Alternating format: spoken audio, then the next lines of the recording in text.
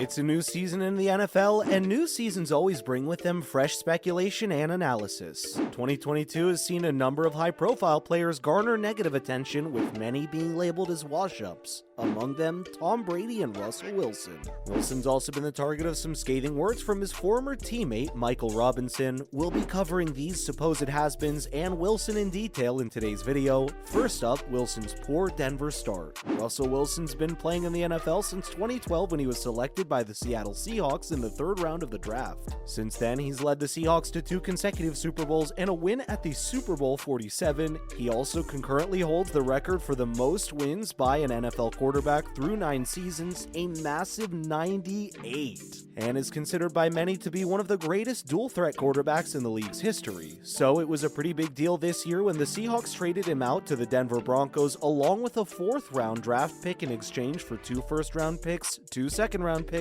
a 5th-round pick, and 3 players. The Broncos were clearly banking on Wilson, making a huge impact on their lineup, and understandably so, but with a start line this season of just 5 touchdowns, 3 interceptions, and a completion percentage of just over 50, he's not really putting out what was expected of him. It's been said that a major problem for Wilson is that he isn't willing to evolve and coordinate with Nathaniel Hackett and his particular brand of offensive play. The Broncos' poor performance isn't all on him, though. Their offense has fallen apart in the past few seasons, but the point of signing on Wilson was a 7-year deal amounting to $245 million was he could make up for their shortcomings. That's unfortunately not what's happening, though. Next, Ryan in the Colts carousel. Matt Ryan's another player that has only recently ended his decade-exceeding run with his debut team.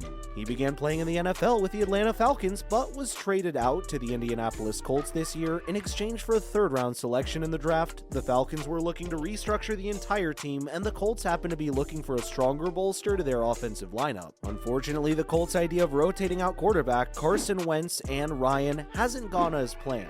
The hope was that Ryan could make up for Wentz's failings, but what's ended up happening is that he's making much of the same errors with only a little bit of the big play upside. A lot of his failings with the Colts can be attributed to his reduced arm strength. There's no getting around the fact that Ryan has been getting along for years now, so it makes sense that he wouldn't be able to put in the same amount of physicality into the game as he used to. That's sadly what Coach Frank Reich could benefit from, and what the Colts were probably relying on when they picked him up. The offense needs a quarterback that can fit balls into tight windows, and it just doesn't seem like Ryan has much of that in him anymore. However, he's not a complete has-been. When primary receivers Michael Pittman Jr. and Alec Pierce are in top form, the offense works well, but it's a shame that Ryan has to rely on them. Now for Rodgers versus the Packers. If you're a Green Bay Packers fan, you're likely also an Aaron Rodgers fan. The quarterback's been with the team ever since they selected him in the 1st-round draft of the 2005 draft. That's 17 years of duty. Rodgers has seen players come and go, and he's likely to see many more rotate in and out thanks to a contract renewal in the offseason. However, even if the team seems certain they want to keep him on, that doesn't mean the relationship isn't strained. In this preseason, it's clear that the Packers are struggling offensively. When Rodgers was asked about it in an interview, he said things needed to be simplified. Head coach Matt LaFleur said he did not know what that meant. That basically represents Rodgers' current relationship with the team. He's clearly not happy with the lineup and doesn't seem to want to play within the framework that's been set up.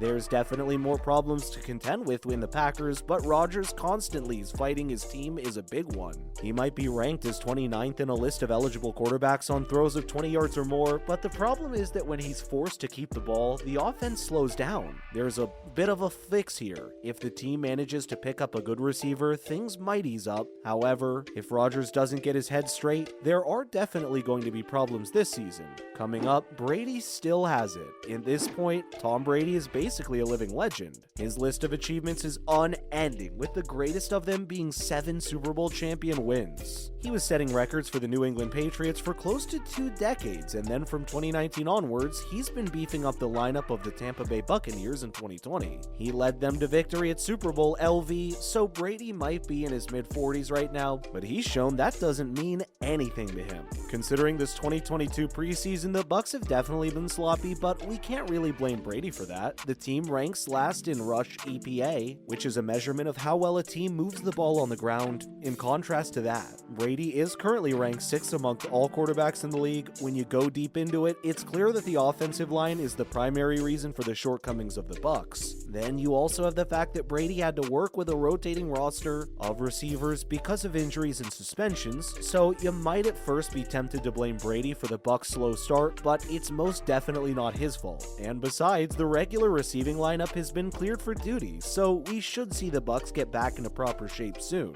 One thing's for sure, Tom Brady's continuing to build up his legend, and we don't know when he'll stop. Moving on, Wentz drops the ball. When considering players that are washed up, Carson Wentz has regularly been part of the discussion. Wentz was the 2nd overall pick in the 2016 draft, and was seen as an amazing prospect by pretty much everyone in the media, but he hasn't really lived up to that potential in the past few years. He has recently traded out the Washington Commanders along with the 2nd and 7th round picks in the draft in exchange for 2nd and 3rd round picks. They might have seen him as a great investment initially, but even head coach Ron Rivera has adjusted his opinion of him considering preseason displays. When Rivera was asked by interviewers about why the team was lagging behind the rest of the NFC East, he put it quite simply, only saying one word: quarterback.